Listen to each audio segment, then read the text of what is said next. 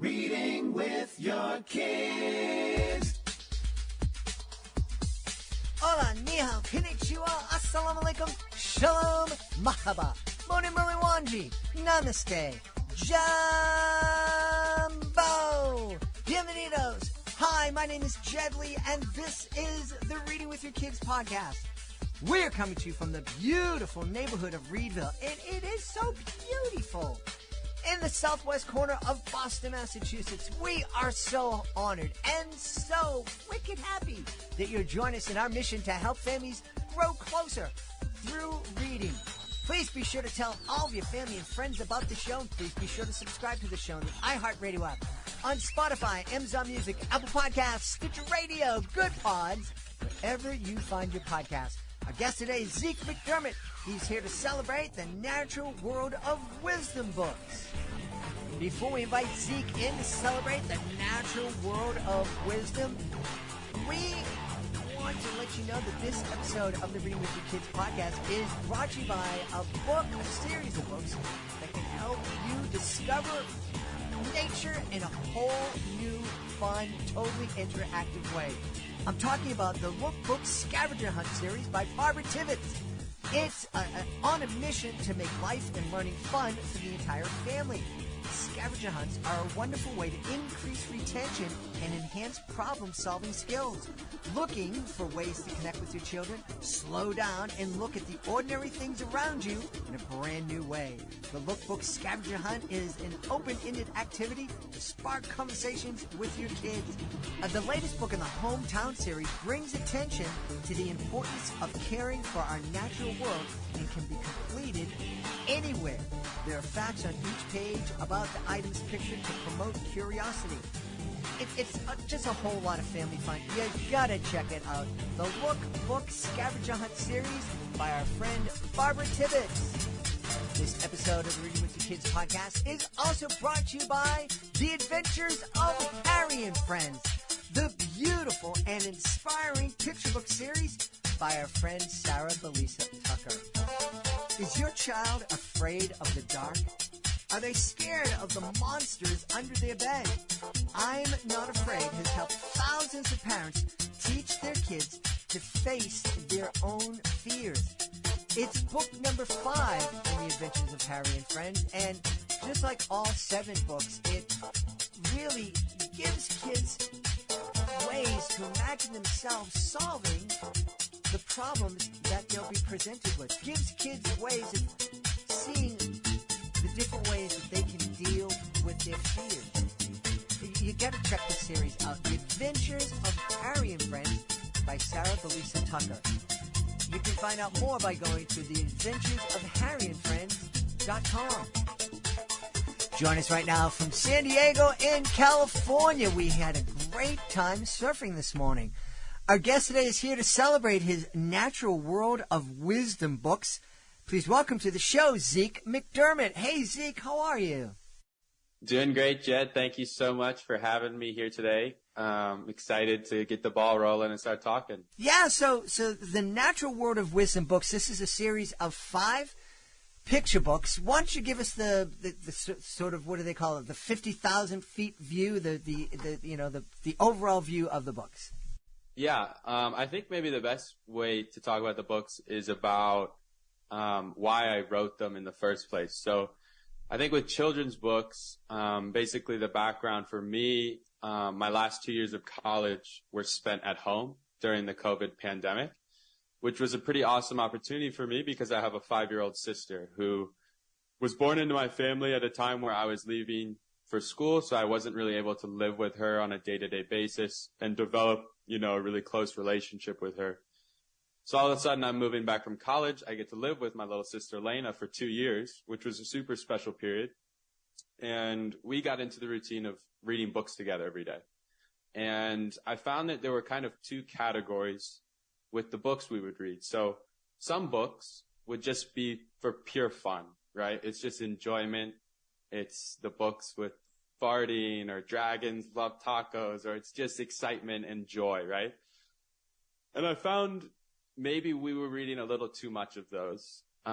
Or there was this lack of this second category, which was a book that would give me the opportunity as an older sibling or a parent or an uncle or a teacher to impart some sort of knowledge or wisdom to this younger child so that they can better express themselves, grow into themselves, and learn something important about the world. So I wrote these 5 books and worked with illustrators all over the world to create them because I want teachers, adults, older siblings to have the opportunity to sit down in that really beautiful moment with kids and have it be meaningful, right? And have it be the second style of reading a book with a kid where there's a purpose behind it and where it's trying to teach them something that will better them for the rest of their lives. So that's how I came out with it. And each book is its own style, so they're not necessarily linked together. So, for example, Dominic the Dolphin is inspired by my passion for surfing, and it's all about meeting strangers, right? How can we meet new friends? How can we approach strangers with a smile and have the self-confidence to not be scared to put ourselves out there, right? And so Dominic the Dolphin, every time he goes to surf, everyone's running away, and he's not sure why. But it's because he's just shy, and he's looking down, and all they see is his fin, so they're thinking he's a shark. So everyone's clearing for the beach every time he goes to surf. Eventually, once he learns from Petey the Pelican that sometimes the best way to meet a stranger is to simply smile at them, right?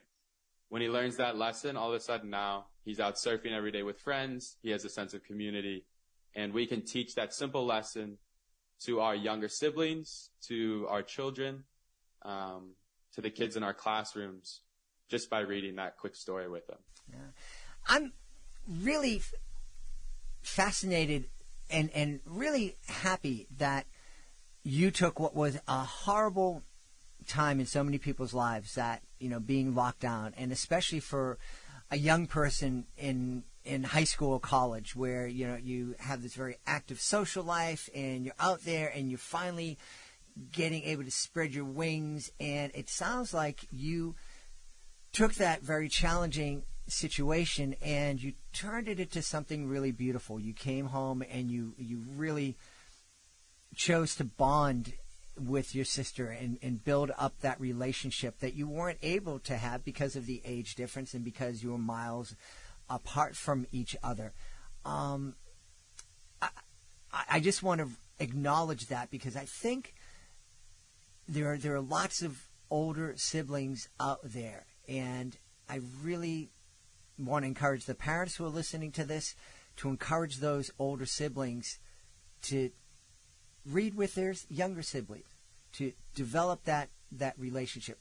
A 5-year-old can't think and do the things a 15-year-old can do, but a 15-year-old can sit down and enjoy a picture book with their 5-year-old sibling.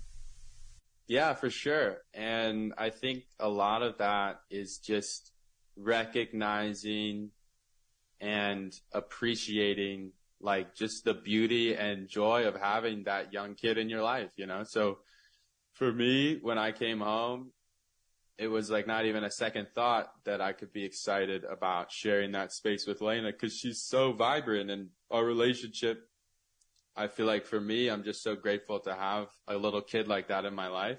And sure, sometimes it's hard. They can scream and cry and whatever, but taking the time, I'm busy. I have school. I have essays to write. I have meetings, things like this. But to say all right, every day for 15 to 30 minutes, I'm going to make my relationship with Lena a priority. As an older sibling, it can be easy to push that aside. I think you're right.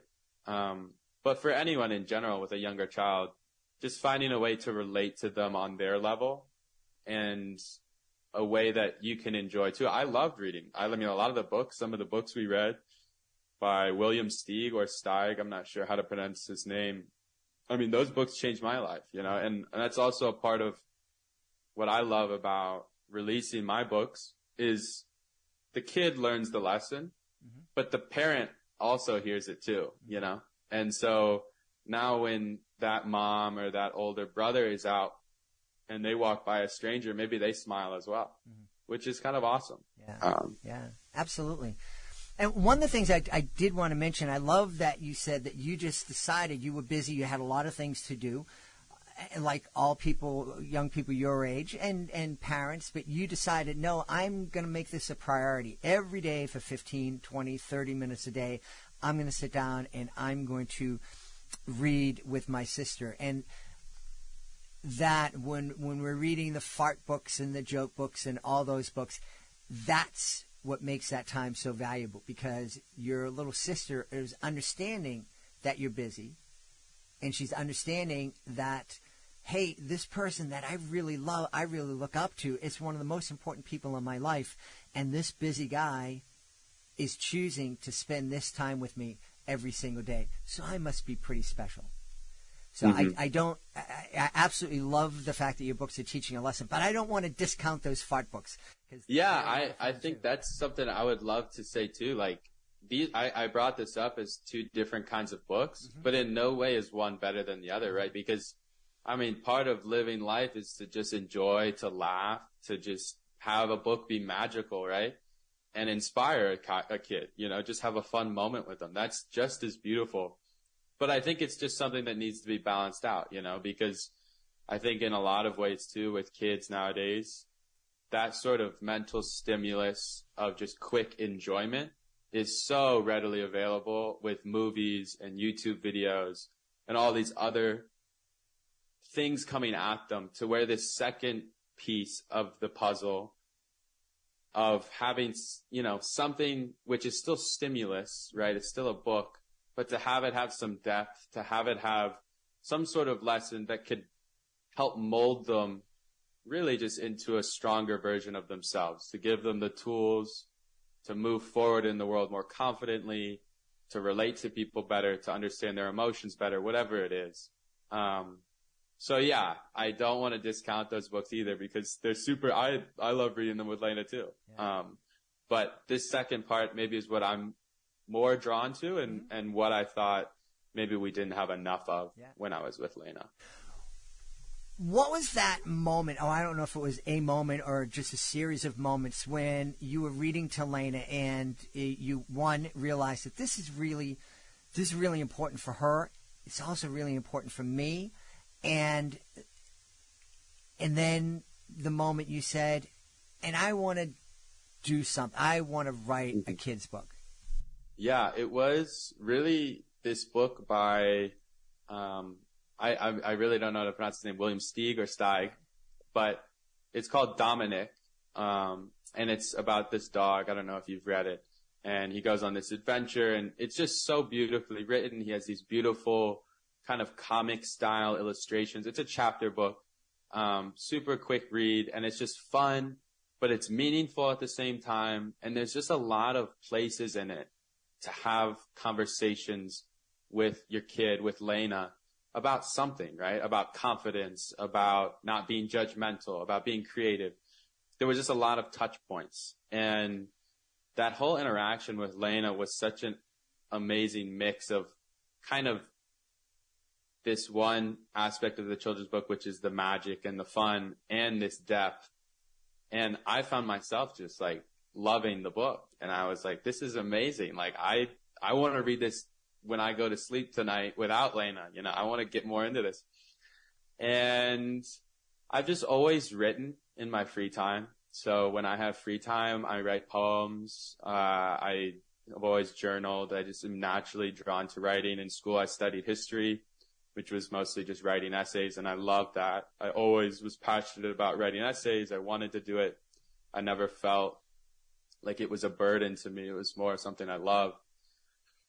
And so I just figured, you know, I'm graduating school, and I had set up to where in the next summer I was going to Wyoming to work as a fishing guide for 4 months as a fly fishing guide. And so I said, I have time. I'm just going to start writing some of these books because I think I can, and it feels important to me. And that was it. And then now here I am today with all of them out, which is awesome. That's great. Well, you told us about the dolphin. Yeah. Who else are we going to meet in this series? Yeah, so there's Dominic the Dolphin. Another one just branching off of what I was just talking about, my experience as a fly fishing guide in Wyoming, is Timmy the trout. So this is a story based off of my experience fly fishing. The premise of it is Timmy one day is out with his friend Tony. They're looking for food, looking for bugs, insects, caddis, scuds, things that trout eat. And they spot this mayfly up on the top of the river, and they both go for it, racing for it. Timmy gets there first. He takes a big bite, and he's hooked, right? He's completely unsure what to do. He's never experienced anything like this. It hurts. He looks over at Tony. He's freaking out. And Tony says, you know what, Timmy, I've been hooked before. It's going to be fine. It hurts, right? This is a difficult experience. But what if you change your perspective on it? What if you lean into this difficult experience and see how you can grow from it? And all of a sudden, Timmy realizes it doesn't hurt so bad. And this tension that he's feeling with the fly fishing line is kind of fun, because now he's pulling left, he's pulling right, he's flipping through the air. He comes out of the water, he meets these humans, he takes a picture with them. And it's this whole story and ordeal around, what do we do in life when we get a curveball, right? What do we do when something's hard, when something's not easy, when something hurts?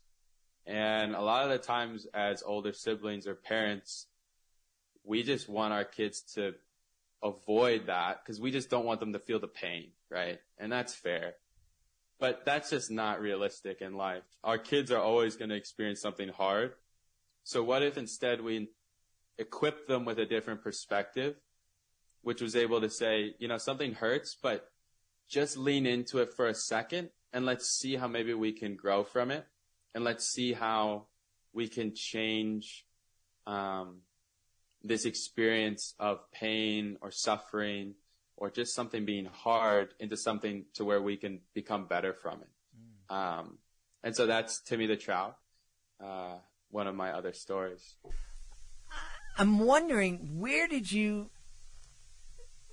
come upon this wisdom at such a young age? I'm not sure. I mean, obviously it's weird.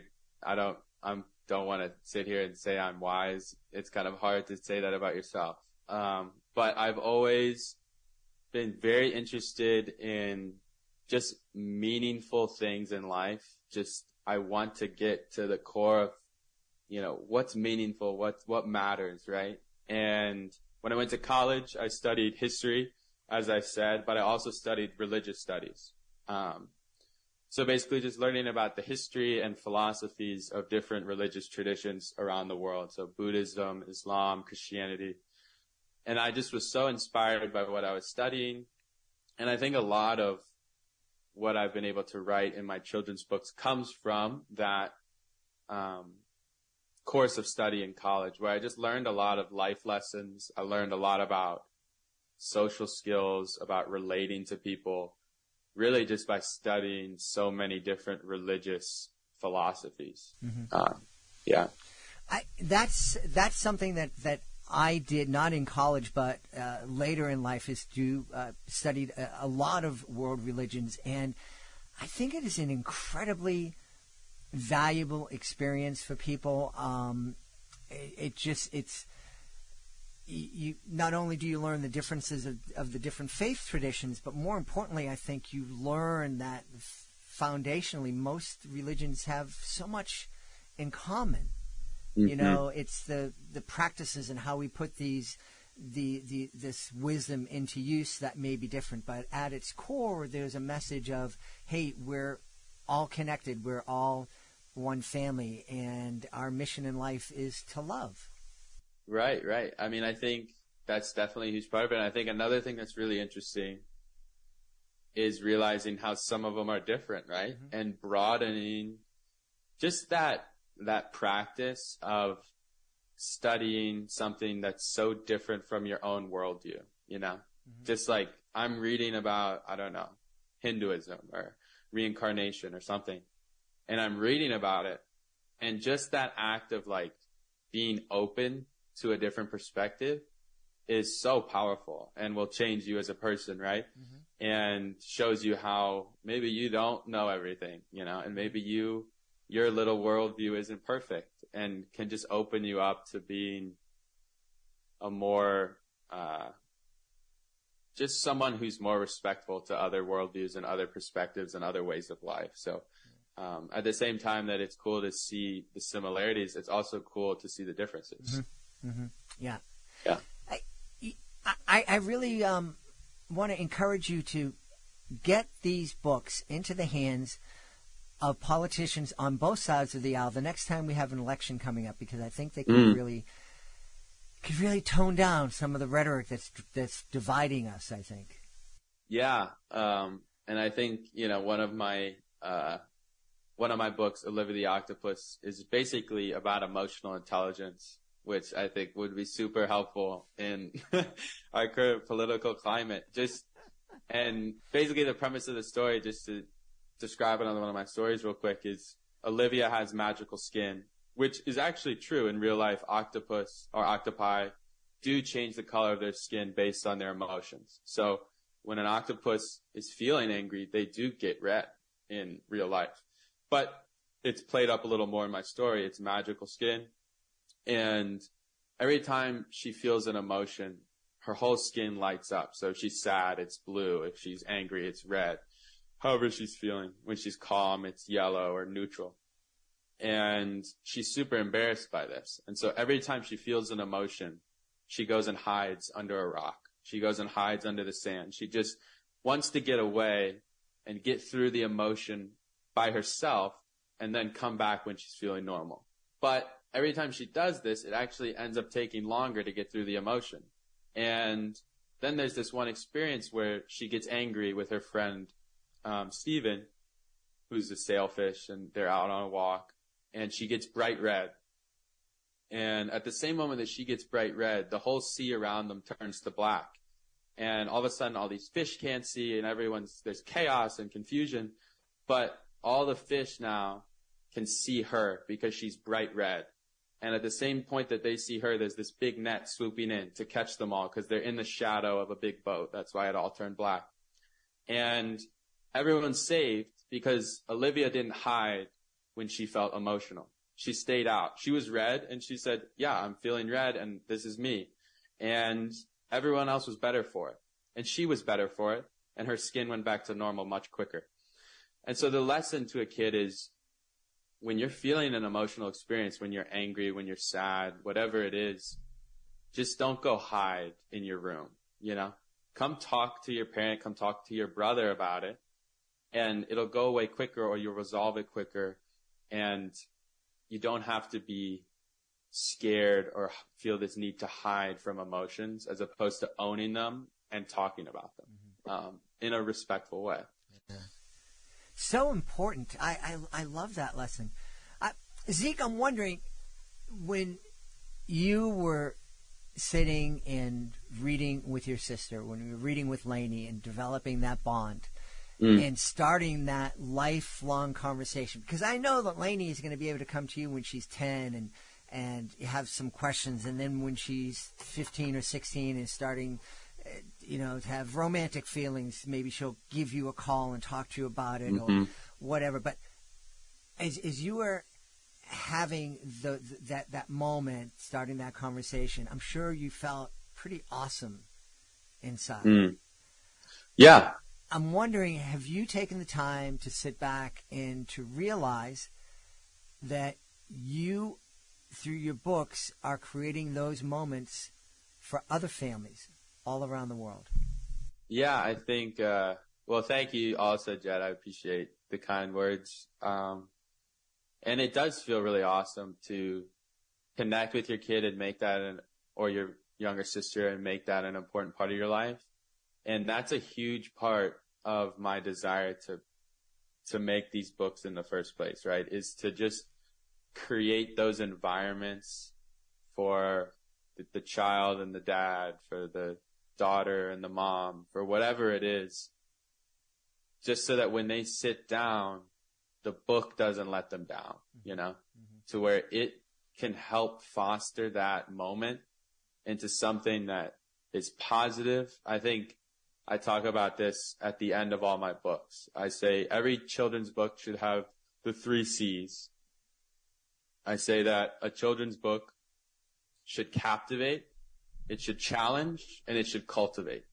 So it needs to captivate the kid first. It has to be fun. The pictures have to be good. All my illustrators, I can't draw at all. And that was one of my saddest moments when I realized I can't illustrate my books. I'm not good enough at it. It's not the way my mind works. But all of my illustrators did such a beautiful job. They're fun. They're playful. And that helps captivate a kid. It brings them in. Because a child, there needs to be something to grab their attention to where the lesson can actually seep into their brains, into their being. And then it also needs to challenge them, because if it's not challenging, if they're not learning something new, it'll just be easy, right? There's no challenge. So it needs to bring up something they've never heard before, right? About meeting strangers, about emotions, or even just a vocabulary word, right? That's a little harder, that they've never heard. What does simply mean, or what does whatever?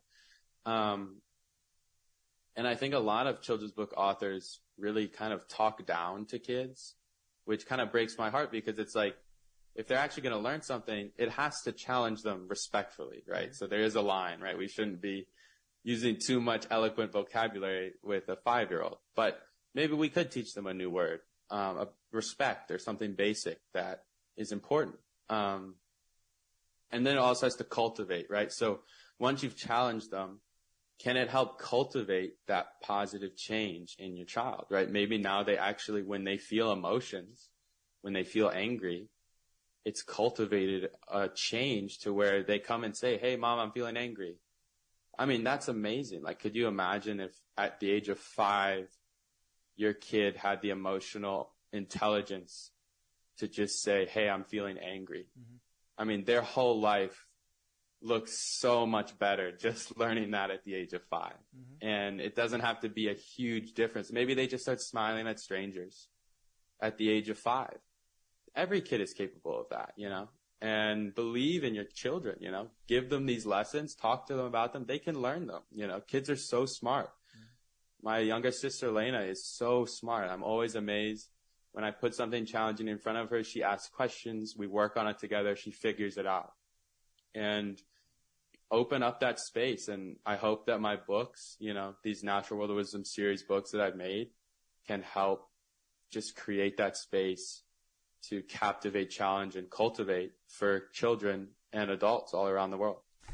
Where can people go to find out more about your books? Yeah, so if you want to just find out more about my books, you should check out my Instagram account. So that's NWOW Books, NWOW Books. You can see there I'm just posting about my books, about their messages, about my life, about what I'm doing. Find out more, and there'll be a link to them in my Instagram bio. Also, a Facebook account under the same name, NWOW Books, if you'd like to look there.